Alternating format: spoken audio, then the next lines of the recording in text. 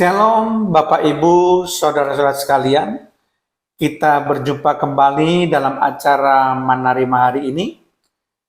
Mari kita belajar kebenaran firman Tuhan yang singkat tetapi sangat bermanfaat bagi kita, supaya kita semakin mengerti akan firman Tuhan, dan firman Tuhan menjadi penuntun di dalam kehidupan kita. Mari kita buka terlebih dahulu acara Manarima hari ini dengan doa.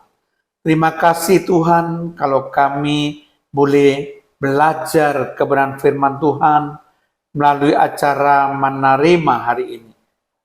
Kami sadar Tuhan bahwa kami tidak dapat hidup hanya dari roti jasmani, tetapi kami perlu kepada roti rohani, yaitu manna, yaitu firman Tuhan. Kami perlu firman-Mu Tuhan yang akan menuntun kami, yang akan membimbing kami ke jalan kebenaran. Kiranya Roh Kudus senantiasa memberikan pada kami hikmat, akal budi, pengertian-pengertian, bahkan pembukaan rahasia firman-Mu. Di dalam nama Tuhan Yesus Kristus, kami melepaskan doa kami dan mengucap syukur. Haleluya. Amin. Shalom Bapak Ibu Saudara sekalian.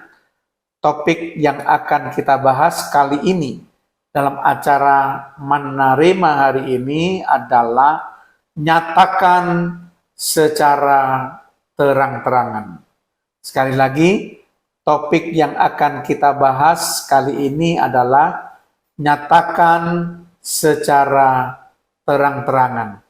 Nah, Bapak Ibu Saudara sekalian, seorang penginjil yang sangat terkenal, yaitu Wilbur Chapman, itu menceritakan tentang kisah yang dialami oleh seorang teman baiknya, seorang gembala dan juga sekaligus seorang pengkhotbah. Nah, pada suatu hari teman baik dari Wilbur Chapman itu berkhotbah dengan secara tegas mengenai dosa dan kebejatan moral manusia. Dia tidak pernah kompromi dengan dosa, dia mengecam keras dan melawan dosa begitu tegas.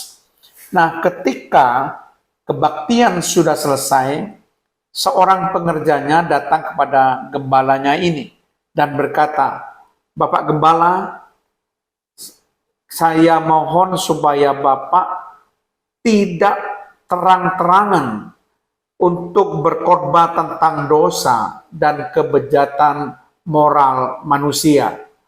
Kalau Bapak terang-terangan menyatakan dosa dan kebejatan moral manusia, takutnya pemuda-pemudi kita menjadi tersinggung dan mereka tidak datang lagi ke gereja dan pindah kepada gereja lain." Kemudian dengan tersenyum, si gembala ini tidak menjawab secara langsung, tetapi dia mengajak pengerjanya ini ke suatu rak yang ada di halaman belakang.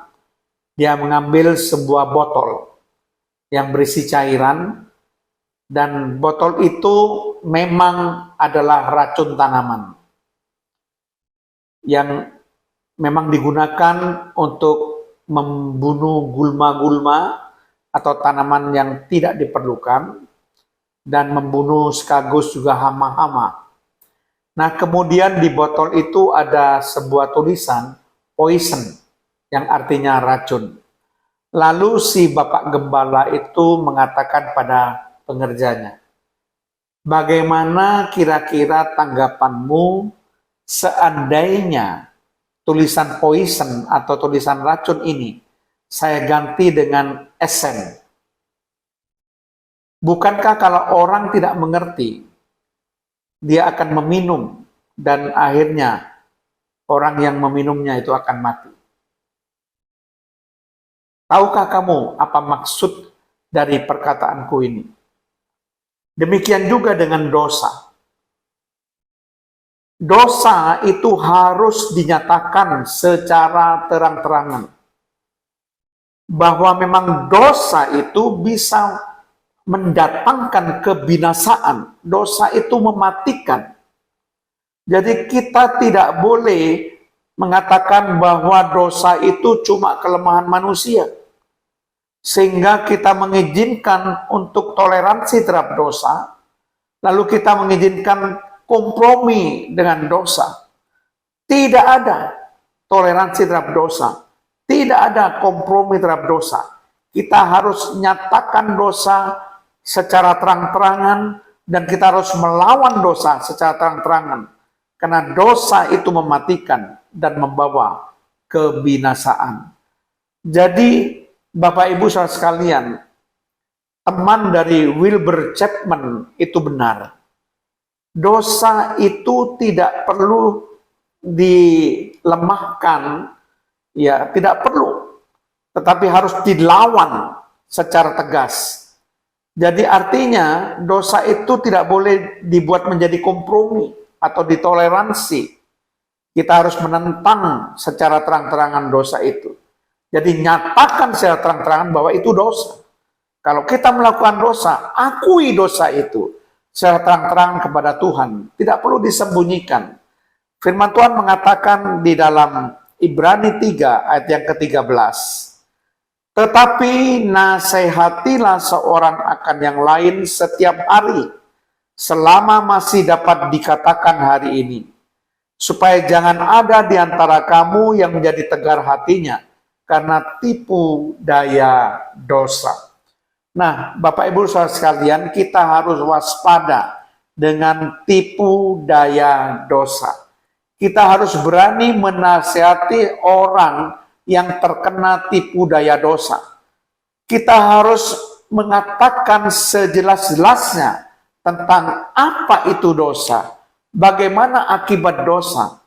Tidak perlu ditutup-tutupi, tidak perlu kita menoleransi, tetapi kita harus menyatakan dosa itu membawa kebinasaan.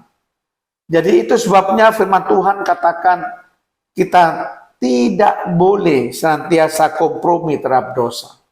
Demikian juga firman Tuhan katakan di dalam Mazmur 32 ayat yang kelima. Dosaku ku beritahukan kepadamu dan kesalahanku tidak ku sembunyikan. Aku berkata, aku akan mengaku kepada Tuhan pelanggaran-pelanggaranku, dan engkau mengampuni kesalahan karena dosaku. Nah, pemazmur mengatakan bahwa dosaku ku beritahukan.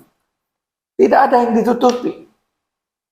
Demikian juga dikatakan kesalahanku tidak ku sembunyikan. Secara terang-terangan dosa itu diberitahukan kepada Tuhan. Secara terang-terangan kesalahan itu diungkapkan kepada Tuhan. Bahkan dia katakan pelanggaran-pelanggaranku aku mengaku kepada Tuhan. Mengakui pelanggaran kepada Tuhan.